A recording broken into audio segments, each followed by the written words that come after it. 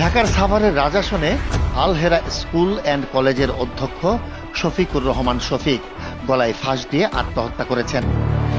আজ শুক্রবার বিকেলে আল হেরা স্কুল অ্যান্ড কলেজ ভবনের নিচ তলায় অধ্যক্ষের অফিস কক্ষে তিনি আত্মহত্যা করেন। ঘটনার পরপরই পুলিশ এসে তার লাশ উদ্ধার করে। তবে পুলিশ আসার আগেই নিহতের পরিবারের লোকজন রশি কেটে শফিকুর রহমানের লাশ মেঝেতে রেখে দিয়েছেন বলে প্রত্যক্ষদর্শীরা জানান। আরও জানা গেছে, প্রায় ২৫ বছর যাবৎ আল হেরা স্কুল অ্যান্ড কলেজের অধ্যক্ষ শফিকুর রহমান শফিক রাজাসন এলাকায় তার নিজের এই প্রতিষ্ঠানটি পরিচালনা করে আসছেন। বিগত প্রায় ৫ বছর আগে স্কুল ও কলেজের ৬ তলা ভবন নির্মাণ করেন তিনি। সেই ভবনেই এখন চলছে স্কুল ও কলেজের কার্যক্রম। নিহতের পারিবারিক সূত্রে জানা গেছে, ভবনের ৩ তলাতে অধ্যক্ষ শফিকুর রহমানের বাসা ছিল।